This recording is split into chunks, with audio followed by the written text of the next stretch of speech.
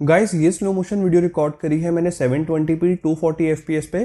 Poco M2 Pro में थोड़े से ओवर सैचुरेटेड कलर्स देखने को मिले हैं जो मुझे पर्सनली देखने में थोड़े आई प्लीजिंग लगे हैं। Oppo F17 Pro में कलर कॉन्ट्रास्ट थोड़ा सा म्यूटेड है, थोड़ा सा डल है और ओवरऑल जो डिटेल्स हैं वो क्लियरली पोको M2 Pro की वीडियो में बेटर है। ओप्पो में डिटेल्स इनफ नहीं है, बाकी दोनों वीडियोस में एज सच फ्रेम स्किप नहीं होते हैं। तो क्या हाल है मेरे भाई? ओके, सब बढ़िया है ना? वैसे मेरे हाल तो यार बहुत बढ़िया है। मतलब पिछली कुछ वीडियोस से मैं देख रहा हूँ इतने बढ़िया कमेंट्स करते हो कि कमेंट्स देख के मतलब दिल ही खुश हो जाता है। और ऐसे ही यार थोड़ा चैनल को सब्सक्राइब करके सपोर्ट भी किया करो। मतलब आप में से काफ़ी सारे भाई मेरे ऐसे हैं जो वीडियोस देखते हैं, वीडियो को लाइक भी कर रहे हैं और कमेंट्स तो मतलब बहुत ही बढ़िया कर रहे हो, लेकिन चैनल को सब्सक्राइब करना शायद भूल जाते हो। तो आज करो चैनल को सब्सक्राइब। पूरा डिटेल में कैमरा कंपैरिजन कर रहा हूँ मैं Oppo F17 Pro का पोको M2 Pro के साथ। लेकिन इससे पहले मैं कैमरा कंपैरिजन स्टार्ट करूँ, कुछ इंपॉर्टेंट एस्पेक्ट्स है जिनके बारे में मैं बात कर लेता हूँ आपसे। देखो, Oppo F17 Pro 23,000 रुपीज़ का फ़ोन है, लेकिन इसकी जो बिल्ड क्वालिटी है वो मुझे प्राइस के हिसाब से अच्छी नहीं लगी। बिकॉज प्लास्टिक की बैक है, प्लास्टिक का फ्रेम है। आई अंडरस्टैंड कि फ़ोन लाइट वेट है और देखने में काफ़ी अट्रैक्टिव भी लगता है, बट ये हाथ में प्रीमियम फील बिल्कुल भी नहीं होता है बिकॉज प्लास्टिक की बॉडी है। Whereas Poco M2 Pro में साइड का फ्रेम तो प्लास्टिक का है, लेकिन यहाँ पे आपको बैक साइड पे ग्लास मिलता है और गोरिल्ला ग्लास 5 की प्रोटेक्शन भी दी गई है बैक साइड पे भी और फ्रंट साइड पे भी। लेकिन Oppo F17 Pro में फ्रंट साइड पे गोरिल्ला ग्लास 3+ की प्रोटेक्शन दी गई है, तो यहाँ पे भी ये थोड़ा सा पीछे है। और अगर मैं बात करूँ इन दोनों फोन्स के प्रोसेसर की, तो पोको M2 Pro में Qualcomm Snapdragon 720G मिलता है जिसके AnTuTu स्कोर है अराउंड 2,75,000। तो ये फार बेटर है प्रोसेसर अगर मैं कंपेयर करूँ Oppo F17 Pro के MediaTek Helio P95 से। इवन AnTuTu स्कोर भी काफ़ी कम आया है Oppo F17 Pro का, अराउंड 1,99,000 है। और डे टू डे यूजेज में भी मेरे को पोको M2 Pro की परफॉर्मेंस जो है वो काफ़ी बेटर लगी है और गेमिंग परफॉर्मेंस भी मुझे काफ़ी बेटर लगी है पोको M2 Pro की। Because to be very honest, Oppo F17 Pro की जो गेमिंग परफॉर्मेंस है वो मुझे अच्छी नहीं लगी थी और ये बिल्कुल मैं आपको ऑनेस्टली कह सकता हूँ। अगर मैं बात करूँ बैटरी बैकअप की, तो Oppo F17 Pro में सिर्फ 4015 mAh की बैटरी मिलती है और पोको M2 Pro में 5020 mAh की बैटरी मिलती है। इन दोनों ही फोन्स को टेस्ट करने के लिए मैंने इन दोनों ही फोन्स में 1 से 1.5 घंटा यूट्यूब वीडियोस देखी हैं। 1 घंटा मैंने ब्लूटूथ ईयरबड्स पे म्यूजिक सुना है, आधा से 1 घंटा वॉइस कॉल्स ली होंगी। उसके अलावा एक नॉर्मल सा यूजर हूं मैं। मैंने मतलब सारा दिन सोशल मीडिया साइट्स पे काफ़ी एक्टिव रहता हूँ, जैसे कि इंस्टाग्राम हो गया, ट्विटर हो गया। और आप चाहे तो भाई को इंस्टाग्राम और ट्विटर पे फॉलो भी कर सकते हो। वहाँ पे मैं कुछ कैमरा सैंपल्स शेयर करके आपका फीडबैक भी लेता हूँ और इसी तरीके का यूजेज है। मैंने 1 घंटा गेमिंग भी करी थी इन दोनों फोन्स में, कॉल ऑफ ड्यूटी खेली थी। और जो बैटरी बैकअप है वो Oppo F17 Pro एक दिन का नहीं दे पाता है, हर बार मुझे इवनिंग में चार्ज करना पड़ता है। लेकिन पोको M2 Pro इजिली 1 दिन से ज़्यादा का बैटरी बैकअप देता है और कई बार तो मतलब 1.5 डेज का बैटरी बैकअप भी मिल जाता है। अगर मैं बात करूँ चार्जिंग टाइम की, तो दोनों ही फोन्स बहुत जल्दी चार्ज हो जाते हैं। Oppo F17 Pro में आपको बॉक्स में 30 वॉट का चार्जर मिलता है और पोको M2 Pro के बॉक्स में आपको 33 वॉट का चार्जर मिल जाता है। तो चार्जिंग टाइम तो बहुत ही इंप्रेसिव है। अगर मैं बात करूं इन दोनों फोन्स की डिस्प्ले की, तो दोनों ही फोन्स में आपको फुल HD+ डिस्प्ले मिल जाती है 60 हर्ट्ज के रिफ्रेश रेट के साथ। लेकिन पोको M2 Pro में IPS LCD डिस्प्ले मिलती है, where as Oppo F17 Pro में कमाल की AMOLED डिस्प्ले दी गई है जो HDR10 सर्टिफाइड है। और दोनों फोन्स में वैसे वाइड L1 का सपोर्ट मिल जाता है। आप Netflix, Amazon Prime पे फुल HD कंटेंट तो स्ट्रीम कर सकते हो, बट जो वीडियो वॉचिंग एक्सपीरियंस है वो मुझे पर्सनली काफ़ी बेटर लगा Oppo F17 Pro में। बिकॉज AMOLED डिस्प्ले है तो कलर कॉन्ट्रास्ट काफ़ी वाइब्रेंट था और डीप ब्लैक्स देखने को मिलते हैं। बस पंच होल का साइज थोड़ा ज़्यादा बड़ा है डुअल कैमरास होने की वजह से। फ्रंट में Oppo F17 Pro का जो पंच होल साइज है वो थोड़ा बड़ा है, इसमें तो सिंगल कैमरा है तो छोटा सा पंच होल दिया गया है। लेकिन पॉइंट ये है कि पोको M2 Pro 14,000 रुपये का है, Oppo F17 Pro 23,000 रुपीज़ का है। अब क्या आप एक बेटर डिस्प्ले फ़ोन के लिए 9,000 रुपीज़ एक्स्ट्रा पे करना प्रेफर करोगे? वेल, सारे डाउट्स मैं क्लियर करता हूं, तो एक बार कैमरा कंपेयर करते हैं इन दोनों फोन्स का और फिर आपको पता चल जाएगा कि आपको कौन सा फोन परचेस करना चाहिए। और आपका जो भी ओपिनियन होता है नीचे कमेंट्स में बताना कि अगर आपको कोई फोन लेना हो इन दोनों में से तो आप कौन सा लोगे।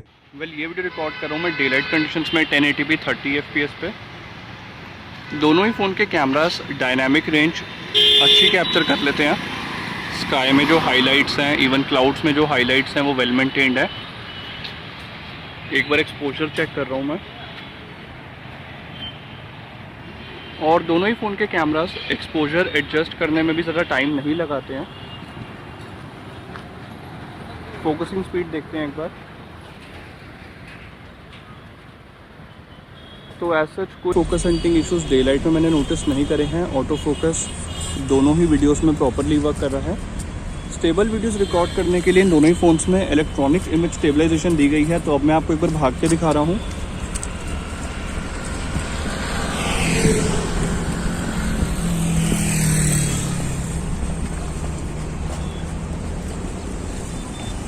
तो Oppo F17 Pro की वीडियो में काफ़ी ज़्यादा मैंने जिटरीनेस नोटिस करी है और वीडियो स्टेबलाइजेशन बिल्कुल भी अच्छी नहीं लगी है।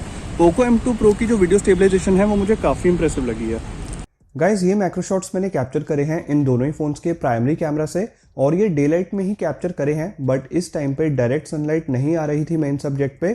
दोनों ही फ़ोन के कैमरास नेचुरल कलर्स तो कैप्चर नहीं कर पाते हैं। Oppo F17 Pro में थोड़े से ओवर सैचुरेटेड कलर्स देखने को मिले हैं और Poco M2 Pro में थोड़ी सी वार्म टोन देखने को मिली है।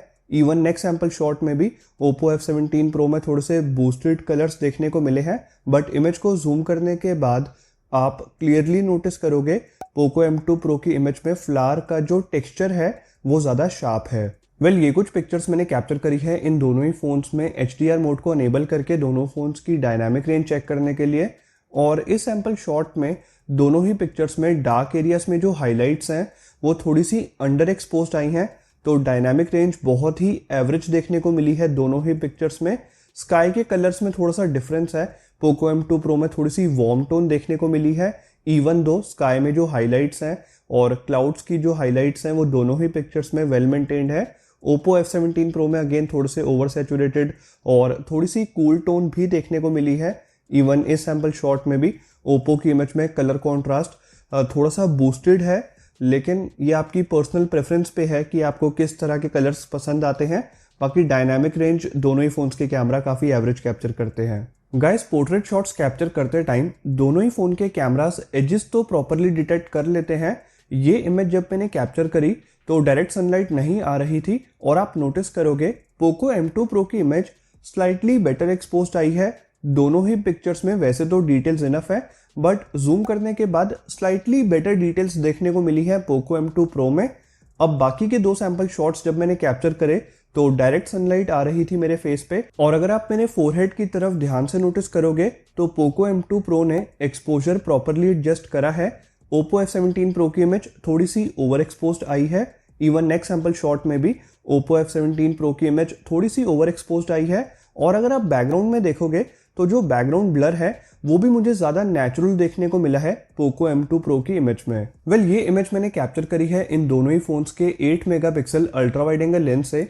To be very honest ultra wide angle shots मुझे दोनों ही फ़ोन्स के काफ़ी एवरेज लगे हैं, बिकॉज कलर्स को ये ठीक से मेंटेन नहीं कर पाते हैं। थोड़े से म्यूटेड कलर्स देखने को मिले हैं। इवन डायनामिक रेंज कैप्चर करने में भी दोनों ही फ़ोन्स के अल्ट्रा वाइड एंगल लेंस थोड़ा स्ट्रगल करते हैं।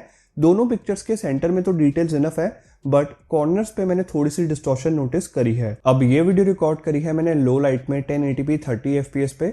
Oppo F17 Pro की वीडियो में डिटेल्स स्लाइटली बेटर है, लेकिन थोड़ा सा ग्रीनिश टिंट देखने को मिला है, तो कलर्स को ये लो लाइट में ठीक से मेंटेन नहीं कर पा रहा। Poco M2 Pro की वीडियो स्लाइटली बेटर एक्सपोज तो है, बट डिटेल्स मैंने थोड़ी बेटर एक्सपेक्ट करी थी। ओवरऑल दोनों ही वीडियोस में काफ़ी ज़्यादा नॉइस है, जिसकी वजह से लो लाइट में अगर वीडियोस रिकॉर्ड करोगे तो आप काफ़ी ज़्यादा डिसअपॉइंट हो जाओगे। ये पिक्चर्स मैंने कैप्चर करी है लो लाइट में इन दोनों ही फ़ोन्स के कैमरास में नाइट मोड को इनेबल करके। दोनों ही पिक्चर्स काफ़ी सिमिलरली एक्सपोज्ड आई हैं, लेकिन इमेज को जूम करने के बाद Oppo F17 Pro की इमेज में डिटेल्स बेटर हैं।